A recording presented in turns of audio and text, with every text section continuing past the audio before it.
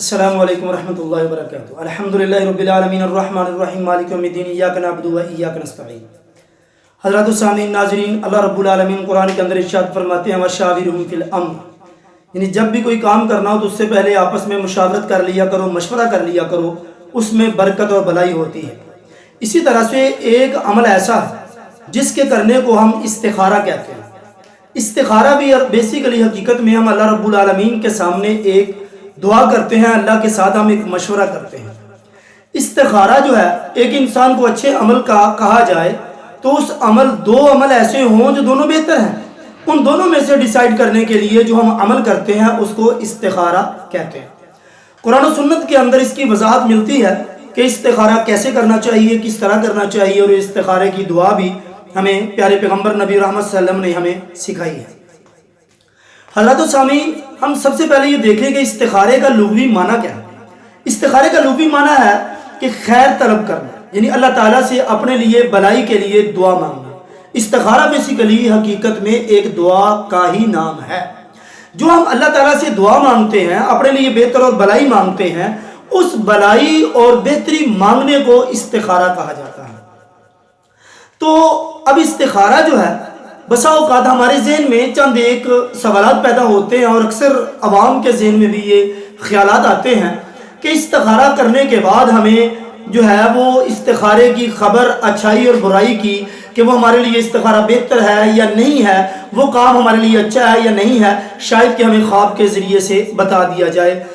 یہ بات حقیقت ہے کہ واقعتاً انسان کو خواب کے ذریعے سے ہی اس کی نشاندہی کر دی جاتی ہے، یا ایک دوسرا اس کا طریقہ یہ بھی ہے کہ وہ انسان کو دلی طور پر اس کو الہام ہو جاتا ہے، اس کا دل اس پہ مطمئن ہو جاتا ہے تو انسان اس کام کو کرتا ہے۔ لیکن یہ شرط نہیں ہے کہ انسان کو استخارے کی اطلاع جو ہے اس کے خواب کے ذریعے سے یا اس کے دل کے اندر الہام کے ذریعے سے ہی ہو۔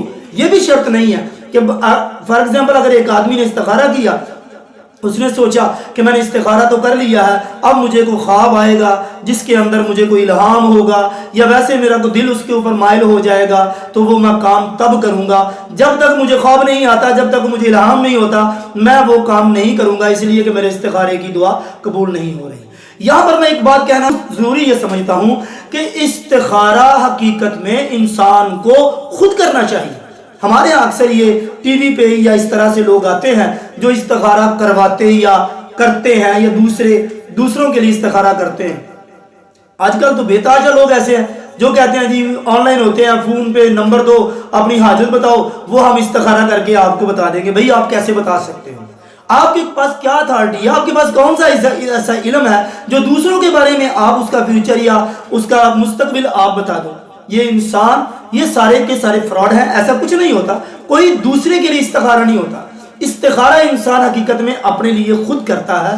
اللہ کے نبی صلی اللہ علیہ وسلم نے بھی انسان کو اور ہمیں یہی تلقین کی کہ آپ استخارہ خود اپنے لیے کرو، کیونکہ اس کے اندر ہم دعا بھی یہی مانگتے ہیں، اللہ یہ کام اگر میرے لیے بہتر ہے تو میرے لیے آسان کر دے، اگر میرے لیے بہتر نہیں ہے تو میرے دل سے اس کو نکال دے۔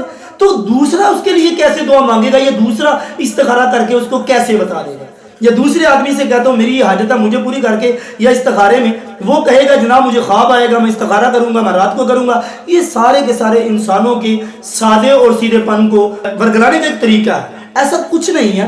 بیسیکلی حقیقت میں انسان کو استخارہ خود کرنا چاہیے، اور خود ہی اس کے بارے میں سوچے، اور خود ہی اپنے لیے دعا کرتا ہے انسان کہ اللہ اگر میرے لیے یہ کام بہتر ہے تو آسان کر دے، اگر میرے لیے بہتر نہیں ہے تو اس کام کو میرے دل سے دور کر دے۔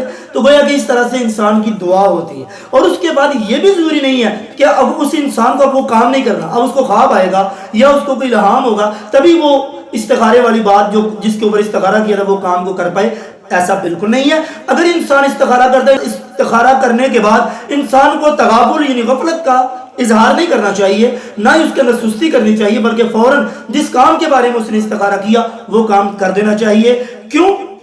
اس لیے کہ اب وہ الہام آنا ضروری نہیں ہے، وہ اس طرح سے خواب کا آنا ضروری نہیں ہے، اس لیے جو کام استخارہ کر لیا اس کے بعد وہ کام کر دیں۔ اگر آپ کے لیے بہتر ہوگا اللہ آپ کے لیے آسانیاں کر دیں گے، اگر بہتر نہیں ہوگا تو اللہ تعالیٰ اس سے آپ کو دور فرما دیں گے۔ ایک بات۔ اور اسی طرح سے ہمیں یہ بھی دیکھنا چاہیے کہ استخارہ کن امور پر کرنا چاہیے، وہ کام جو انسان کو، جیسے اللہ تعالیٰ نے واضح کر دیا کہ یہ کام برا ہے، یہ کام جائز نہیں ہے، یہ حرام ہے، ان کاموں کے اوپر استخارہ نہیں ہوتا۔ استخارہ ہوتا ہے جو اچھے کام ہوتے ہیں ان کے بارے میں، جن کے بارے میں قرآن و سنت میں واضح وضاحت ہے یہ کام ٹھیک نہیں، ان کے اوپر جو ہے وہ انسان کو استخارہ کرنے کی ضرورت نہیں۔ اسی طرح سے ہم نجومیوں کے پاس جاتے ہیں یا ہاتھ دکھانے والوں کے پاس جاتے ہیں یا ستارے دیکھنے والوں کے پاس جاتے ہیں، ان کے پاس جا کر بھی یہ استخارہ وغیرہ یہ اس طرح سے سارے معاملات غلط ہے، یہ قرآن و سنت سے ثابت نہیں ہے۔ پھر اسی طرح سے ایک معاملہ اور بھی ہے کہ استخارے کا وقت ضروری نہیں ہے کہ انسان رات کو استخارہ کرے، ضروری نہیں ہے کہ انسان کو خواب ہی ہے، رات کو استخارہ کرنے کی ضرورت نہیں ہوتی۔ بیسیکلی انسان جب چاہے استخارہ کر سکتا ہے، لیکن استخارہ کرنے کا ایک طریقہ ہے۔ استخارہ کرنے کے لیے انسان کو 2 رکعت نماز پڑھنا پڑتی ہے۔ 2 رکعت نماز پڑھنے کے بعد اب دیکھیں اس میں بھی 2-3 طریقے اللہ کے نبی صلی اللہ علیہ وسلم نے جو ہمارے لیے واضح کیے ہیں۔ ایک طریقہ تو یہ ہے کہ انسان استخارے کی دعا استخارہ کرتے ہوئے سجدے میں جا کر بھی وہ دعا کر سکتا ہے۔ اسی طرح سے انسان سلام کے بعد بھی وہ دعا کر سکتا ہے۔